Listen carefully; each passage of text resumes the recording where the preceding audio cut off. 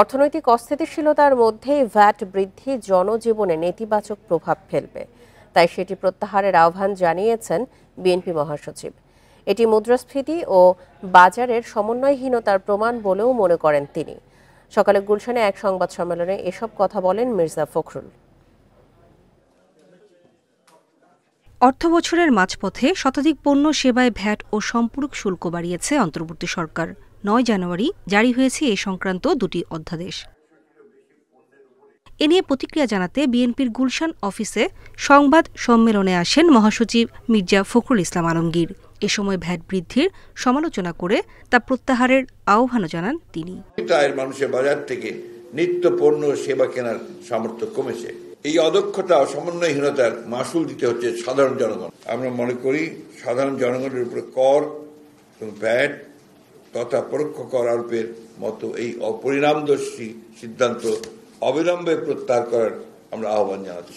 Budget ঘাটতি মেটাতে আইএমএফের পরামর্শে এই ভ্যাট বৃদ্ধি উল্লেখ করে মির্জা ফখরুল বলেন, আওয়ামী লীগ সরকারের দুর্নীতি লুটপাট দেশ ধ্বংস করেছে। এ বাস্তবতায় অর্থনীতি গতিশীল করাই বড় চ্যালেঞ্জ। বর্তমানে ভ্যাট ও রাজস্ব প্রশাসনে পতিত সরকার দোষরা এখনো বহাল তবিয়তে অবস্থান করছে। ফলে পূর্বের মতো এই খাতের চলমান অব্যবস্থাপনা, অস্বচ্ছতা ও দুর্নীতির কারণে রাজস্ব প্রশাসন তার কাঙ্ক্ষিত রাজস্ব আহরণের লক্ষ্যমাত্রা অর্জনে ব্যর্থ হচ্ছে। তবে বিদ্যমান চ্যালেঞ্জগুলো মোকাবেলা না করে অন্তর্বর্তী সরকার উল্টো ভ্যাট বাড়াচ্ছে মন্তব্য করে এর মাসুল জনগণকে গুনতে হবে বলেও জানান বিএনপি মহাসচিব। নূরে জান্নাত, ইন্ডিপেন্ডেন্ট নিউজ, ঢাকা।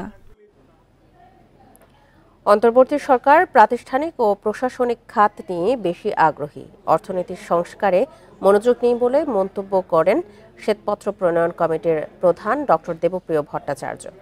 সকালে রাজধানীর আগারগাঁওয়ে কমিটির এক সেমিনারে তিনি আরও বলেন, অবিবেচকভাবে ভ্যাট বাড়ানো হয়েছে, তবে প্রত্যক্ষ কর বাড়াতে গুরুত্ব দেওয়া হয়নি।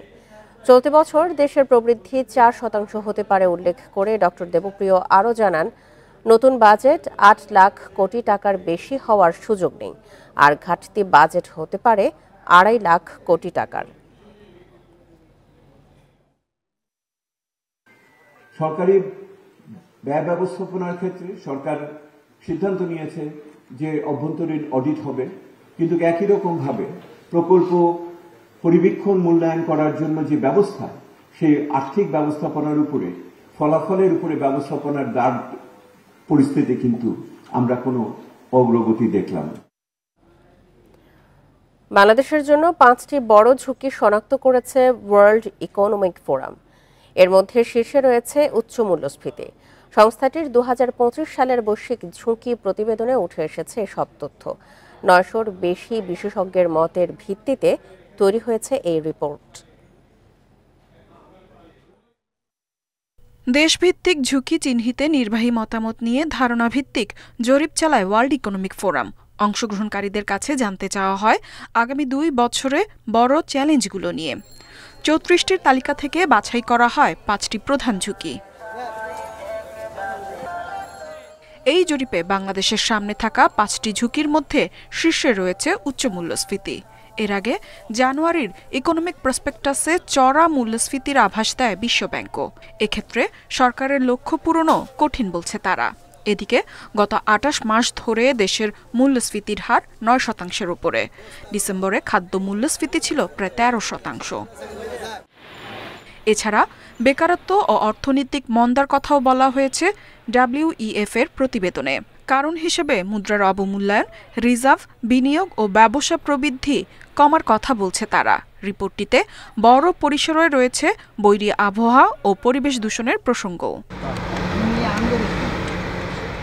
পাশাপাশি বৈশ্বিক পরিসরে এ বছরের জন্য 10টি প্রধান ঝুঁকির ক্ষেত্র চিহ্নিত করেছে ইকোনমিক ফোরাম।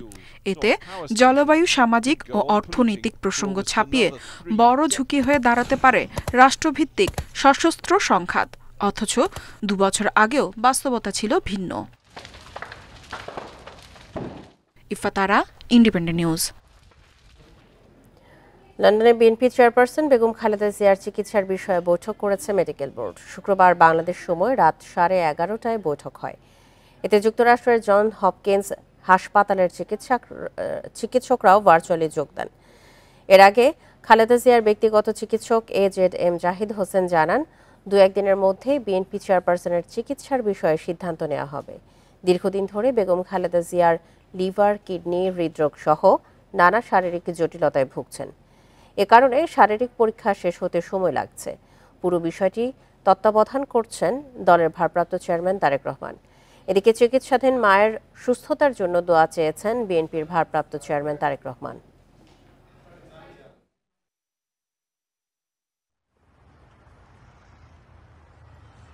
দেশবাসীর কাছে তো একটাই বলবো, উনি দেশের নেত্রী, কাজেই দেশবাসীর কাছে অনুরোধ জানাবো সন্তান হিসেবে ওনার জন্য দোয়া করার জন্য। রাজধানীতে মার্চ ফর জাস্টিস কর্মসূচি পালন করছে ছাত্রদল।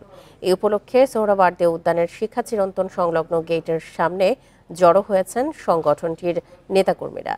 ঢাকা মহানগর উত্তর ও দক্ষিণ ছাত্র দলের পাশাপাশি আশপাশের বিভিন্ন জেলার নেতাকর্মীরাও যোগ দিয়েছেন এই কর্মসূচিতে।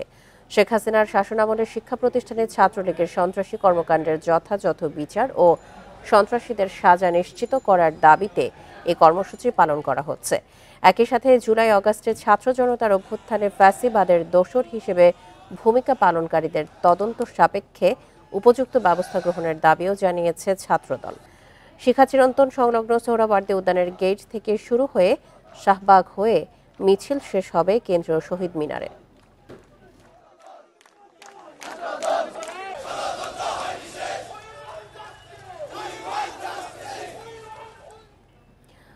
রাজধানীতে আজ মার্চ ফর জাস্টিস শিরোনামে পদযাত্রার আয়োজন করেছে ছাত্রদল। পদযাত্রাটি সোহরাওয়ার্দী উদ্যান থেকে শুরু হয়ে কেন্দ্রীয় শহীদ মিনারে গিয়ে শেষ হবে। পদযাত্রায় যোগ দিতে এরই মধ্যে জড়ো হয়েছেন নেতাকর্মীরা। এ বিষয়ে আরও জানাতে সোহরাওয়ার্দী উদ্যান থেকে যোগ দিচ্ছেন আমাদের সহকর্মী আলামিন হোসেন। আলামিন, ছাত্রদলের এই কর্মসূচিতে কেন্দ্রীয় নেতাদের মধ্যে কেউ উপস্থিত রয়েছে কিনা, আর এখন পর্যন্ত কর্মসূচির সবশেষ তথ্য নিয়ে জানাবেন। ঢাকা সহ ঢাকার আশপাশের জেলাগুলো থেকে ছাত্রদলের বিভিন্ন ইউনিট, বিশেষ করে গাজীপুর, মানিকগঞ্জ, নারায়ণগঞ্জ থেকে ঢাকা উত্তর এবং দক্ষিণের বিভিন্ন ইউনিটের নেতৃবৃন্দ এখানে এসে তারা মূলত খণ্ড খণ্ড মিছিল নিয়ে এখানে এসে জড়ো হয়েছেন এবং তারা বিগত সরকারের যে সমস্ত অপরাধমূলক কর্মকাণ্ড হয়েছে, ছাত্রলীগ যে সমস্ত অপরাধমূলক কর্মকাণ্ড করেছে, এর বাইরে প্রশাসনের মধ্যে এখনও আওয়ামী ঘরানার যারা রয়েছেন কিংবা আওয়ামী লীগের যে সমস্ত অফিসাররা রয়েছেন তাদের বিচারে তারা দাবি করেছেন।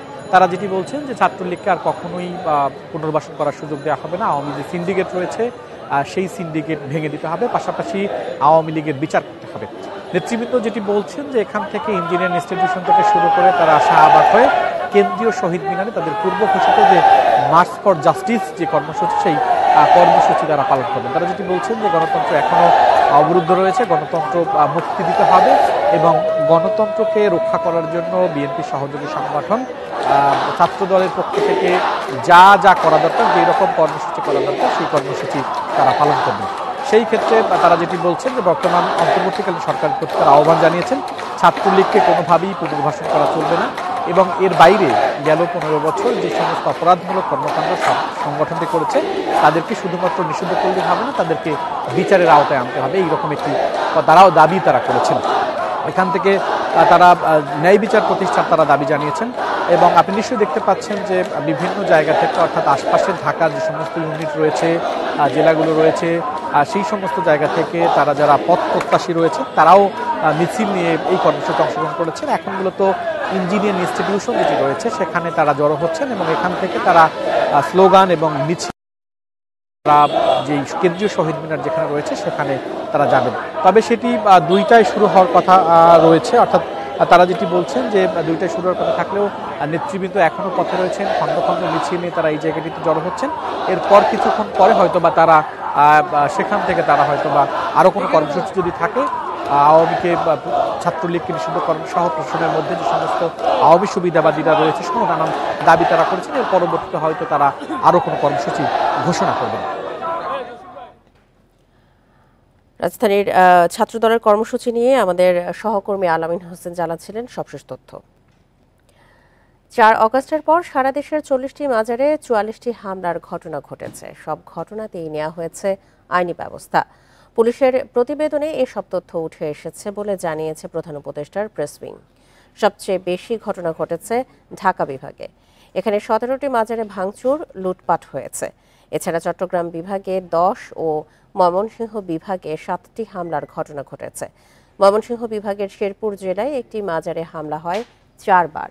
অভিযোগ পাওয়ার ভিত্তিতে বা পুলিশ স্বতঃপ্রণোদিত হয়ে 15টি মামলা এবং 29টি সাধারণ ডায়েরি করেছে। এদিকে 23 জনকে গ্রেপ্তার করা হয়েছে। 2টি মামলায় দেয়া হয়েছে চার্জশিট। 13টি মামলা ও 29টি সাধারণ ডায়েরির তদন্ত চলছে। প্রেস উইংয়ে বিবৃতিতে জানানো হয়, যে কোনো হামলার বিষয়ে অন্তর্বর্তী সরকারের জিরো টলারেন্স নীতি রয়েছে।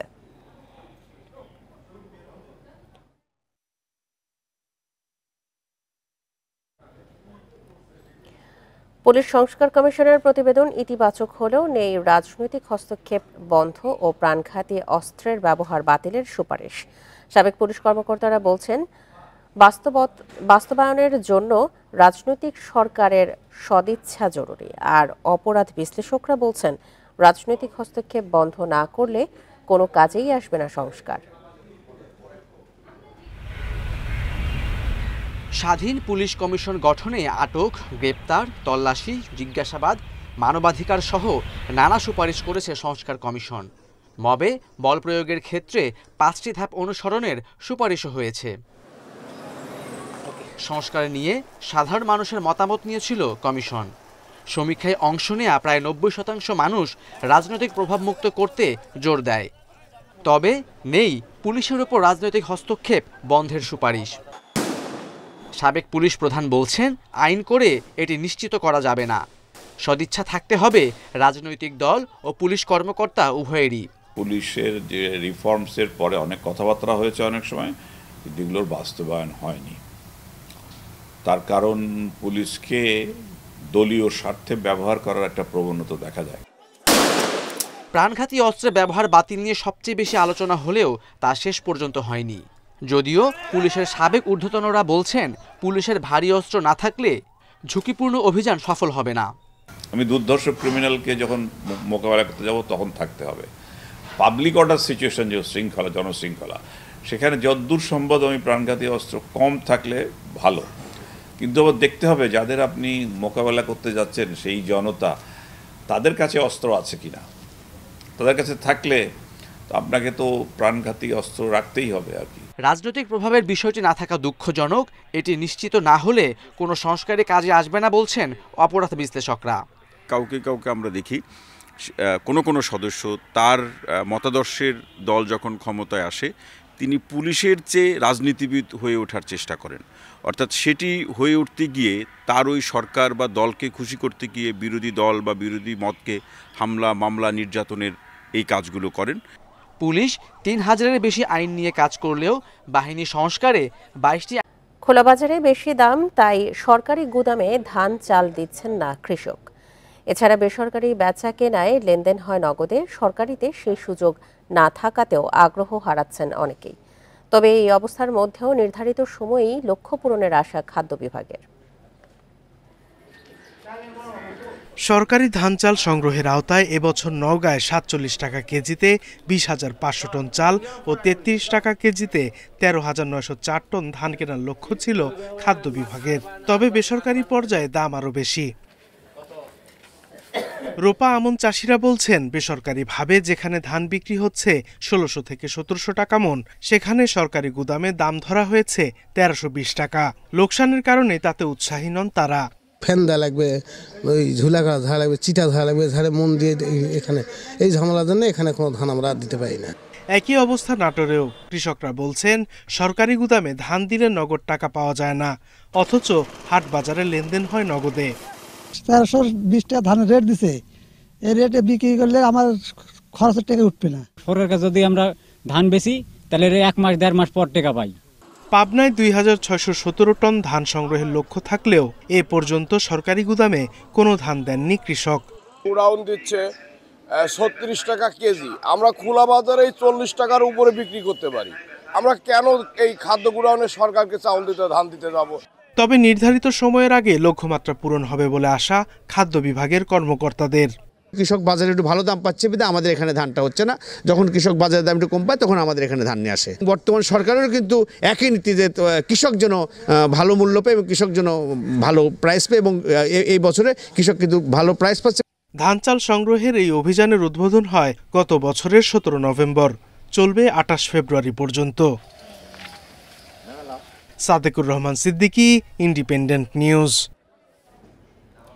এ বিষয়ে আলোচনা করতে রাজধানীর নিকোতন থেকে আমাদের সঙ্গে যোগ দিচ্ছেন হাজী মোহাম্মদ দানেশ বিজ্ঞান ও প্রযুক্তি বিশ্ববিদ্যালয়ের সাবেক উপাচার্য কৃষিবিদ সদরুল আমিন। জনাব সদরুল আমিন, আপনাকে স্বাগত জানাচ্ছি বিরতিহীন ইন্ডিপেন্ডেন্ট সংবাদে। প্রতি বছরই আমরা দেখি যে খোলা বাজারের তুলনায় সরকারি দামে ধান চালের দাম কম, এই অভিযোগ পাওয়া যায়। তাহলে এক্ষেত্রে সমাধান কি হতে পারে?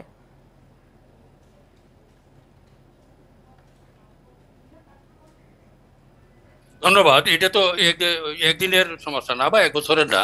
এই ধান চাল কিনা হয়তো 15-20 বছর বা 20-30 বছর আগে থেকেই, কিন্তু সেই ব্যাপারে আমরা যে টেকনিক্যাল যে পরামর্শগুলি দেই, যে রেটটা ফিক্স করার আগে স্থানীয় কৃষি অফিস অথবা যারা অ্যাটাচ বা রেজিস্টার্ড ফার্মার বা অন্যান্য বা ব্যবসায়ীদের সাথে আলাপ করে রেটটা ফিক্স করার পরেও তো দাম কম বেশি হয়ে যায়।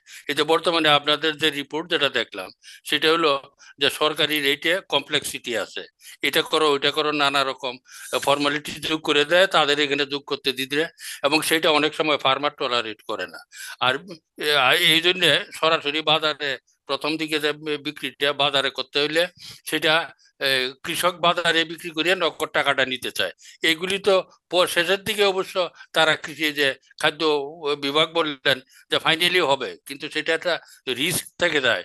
তাদেরকে আগেই বোঝা উচিত ছিল এবং রেটটা ফিক্স করা উচিত ছিল কৃষি বিভাগ, কৃষি বিপণন বিভাগ অথবা লোকাল বডি, তারপরে ইউএনও আছে বা ডিসি আছে, রেটটা ওইভাবে করা উচিত ছিল। কিন্তু আমার মনে হয় না এই বছর সরকারি রেটে খুব বেশি একটা পাওয়া যাবে মনে হয় না। এই জন্য ফাইনালি গিয়ে শেষ পর্যন্ত সরকারেরও টার্গেট ফুল হবে না এবং কৃষকও লাভবান হবে না ফাইনালি। এইগুলি আগে থেকে সরকারি বিভিন্ন কমপ্লেক্সিটির কথা বা নগদ টাকায় যে বেচা কেনার কথা বলছিলেন, সেক্ষেত্রে একটুখানি জানতে চাই যে এখনো খাদ্য বিভাগ বলছে যে লক্ষ্যমাত্রা পূরণ সম্ভব, কিন্তু সেটি কিভাবে? আর লক্ষ্যমাত্রা পূরণ করতে সরকার কৃষকদেরকে কি কি সুবিধা দিতে পারে বা পরবর্তী পদক্ষেপ কি হতে পারে? আমি সিম্পলি বলি, তারা এখন বললো পূরণ হবে, কিন্তু 1.5 মাস পরে গিয়ে দেখা গেল পূরণ হইলো না। তখন তারা কি করবে? এটা তাদের চাকরির কথাবার্তা, চাকরির কনভারসেশন, এটা তাদের চাকরি করে একটা উত্তর দিয়ে দিল যে ফাইনালি হয়ে যাবে, কিন্তু ফাইনালি না হইলে দায় দায়িত্ব কে নিবে বলেন? তো যাই হোক, এটা তো আমাদের কারো দোষারোপ না। আমার মনে হয় তাদেরকে এমনভাবে করা উচিত যে সরকার এবং যারা ওই খাদ্য বিভাগ এবং কৃষি বিভাগ, কৃষক সবার সাথে একটা প্ল্যান করা এবং প্ল্যানটা কার্যকর করা, প্ল্যানটা এবং আগে করা, এবং এই সমস্ত ক্ষেত্রে প্ল্যান করার মূল উপকরণটা আসলে কৃষি বিভাগ থেকে নেওয়া উচিত এবং কৃষি বিপণন অধিদপ্তরকে এখানে ইনভলভ করা উচিত। খাদ্য বিভাগের চেয়ে সরকারের কৃষি বিপণন একটা এত বড় অধিদপ্তর, আমার মনে হয় তাদেরকে ব্যবহার করলে এটা তারা ফার্মারের সাথে আলাপ করে করতে পারবে। তবে এখনই যদি একটু রেট কম বেশি করে যদি না করা হয়, শেষের দিকে কিন্তু পাওয়া যাবে না, কারণ শেষের দিকে যে ফিল আপ হয়ে যাবে এগুলো কথার কথা, এটা হবে না। তাদেরকে বলতে হবে যে ঠিক আছে, একটু কম বেশি করে আমরা এখন সিকুয়েন্সিয়ালি যেন ধান চাউলটা বাড়তে থাকে। উত্তরবঙ্গে কিন্তু বেচা কিনা শুরু হয়ে গেছে, আর মানুষেরও বাংলাদেশের এখন যে এক্সপোর্টেরও প্রশ্ন আছে, নানা জিনিস আছে, বিভিন্ন ভ্যারাইটি আছে। এখনো যদি আমরা মিডিয়াতেও দেখি সমানে বলতেছে মিনিকেটের দাম বেশি, এগুলি ব্যবসায়ীদের চালাকি আছে। আমি এখনো রিকোয়েস্ট করব, অনুগ্রহপূর্বক আপনারা মিনিকেট নামটা বলবেন না, কারণ মিনিকেট নামটা নিষিদ্ধ করা আছে সরকারিভাবে। যেখানে যে জাতের ধান চাউল আছে, ধান আছে, সেই এক্সাক্টলি জাতের নামটা মিডিয়া যেন সংগ্রহ করে বা সেভাবে বলে আমি এটা রিকোয়েস্ট করব। আর হলো কৃষকের সাথে আরো ক্লোজ হইয়া একটু কম বেশি করে রেটটা একটু প্রয়োজনে রিভাইজ করেন, কারণ দুইটার গ্যাপটা এবার অনেক বেশি, সরকারি রেট এবং বাজারের বর্তমান রেট ডিফারেন্সটা অনেক বেশি। জনাব সদরুল আমিন, আপনাকে অসংখ্য ধন্যবাদ আপনার মূল্যবান পরামর্শের জন্য, এবং আমরাও আশা করছি সরকার পরবর্তীতে প্রয়োজনীয় পদক্ষেপগুলো নেবেন। মিয়ানমার থেকে সরকারিভাবে আমদানি করা 22,000 টন আতপ চাল খালাস চলছে চট্টগ্রাম বন্দরে। শুক্রবার রাত থেকে শুরু হওয়া খালাস প্রক্রিয়া শেষ হতে সময় লাগবে 8 দিনের মতো। প্রতিদিন ৩,০০০ টন চাল খালাস করা হবে। শুক্রবার দুপুরে চট্টগ্রাম বন্দরের ৯ নম্বর জেটিতে চাল নিয়ে পৌঁছায় জাহাজ এমভি গোল্ডেন স্টার। মিয়ানমার থেকে ১ লাখ টন আতপ চাল আমদানির অংশ হিসেবে প্রথম দফায় ২২,০০০ টন চাল এসেছে। বাকি চাল পর্যায়ক্রমে আসবে। অন্তর্বর্তী সরকারের আমলে মিয়ানমার থেকে আসা চালের প্রথম চালান এটি। এর আগে ১২ জানুয়ারি ভারত থেকে সরকারি পর্যায়ে ২৬,৯৩৫ টন সিদ্ধ চাল বন্দরে পৌঁছায়।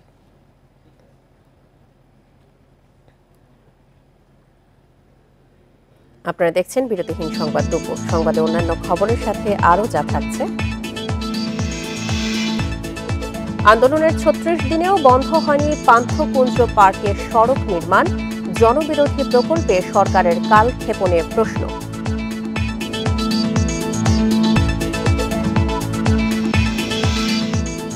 যুক্তরাষ্ট্রে কাল বন্ধ হচ্ছে টিকটক। মার্কিন সুপ্রিম কোর্টে বাইডেনের আইনের বিরুদ্ধে চীনা কোম্পানির আপিল খারিজ।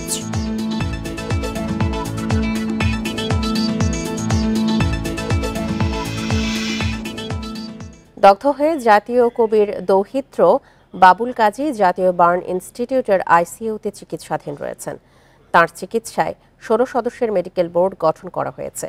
এর আগে গ্যাস লাইটার বিস্ফোরণ থেকে দগ্ধ হন জাতীয় কবি কাজী নজরুল ইসলামের নাতি বাবুল কাজী।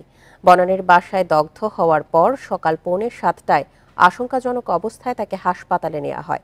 চিকিৎসক জানিয়েছেন বাবুল কাজীর শরীরের ৭৪% পুড়ে গেছে তার শ্বাসনালীও। হাসপাতালে ভর্তির পর তাকে জরুরি বিভাগ থেকে আইসিইউতে নেওয়া হয়। জাতীয় কবির সন্তান আবৃত্তিকার কাজী সব্যসাচীর ৩ সন্তানের মধ্যে সবার ছোট বাবুল কাজী।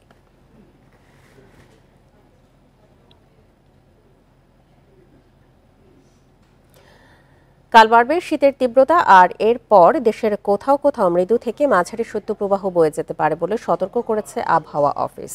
এ সময় মেঘাচ্ছন্ন থাকতে পারে আকাশ। দেশের উত্তর পশ্চিমের রংপুর, রাজশাহী, খুলনা বিভাগের ওপর দিয়ে বয়ে যেতে পারে এই শৈত্যপ্রবাহ। এছাড়া ফেব্রুয়ারি জুড়েই থাকছে শীতের অনুভূতি। এদিকে তাপমাত্রা কিছুটা কমে যাওয়ার সঙ্গে হিমেল বাতাস যোগ হওয়ায় হঠাৎ করেই রাজধানীতে বেড়েছে শীত। এছাড়া সকালে দেশের সর্বনিম্ন তাপমাত্রা রেকর্ড করা হয়েছে শ্রীমঙ্গলে 11.4 ডিগ্রি সেলসিয়াস।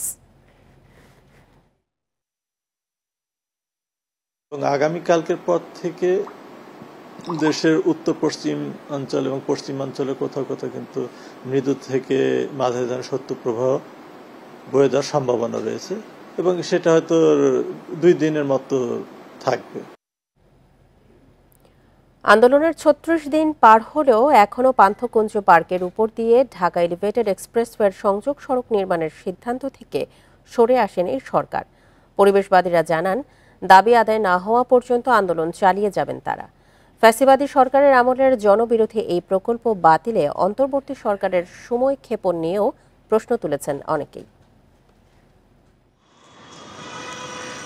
সবুজ পান্থকুঞ্জ এখন রুক্ষ মরুভূমি, পুরো উদ্যানে মৃত গাছের আর্তনাদ। পান্থকুঞ্জ রক্ষার দাবিতে সেখানে গত 10 ডিসেম্বর থেকে টানা 36 দিন ধরে পান্থকুঞ্জ প্রভাতী সংঘ এবং বাংলাদেশ গাছ রক্ষা আন্দোলনের কর্মীরা অবস্থান করছেন। শহরের এক টুকরো সবুজ রক্ষায় কষ্টকর আন্দোলন চালিয়ে যাচ্ছেন তারা। সরে যেতে বিভিন্ন মহলের চাপ থাকলেও অনড় তারা।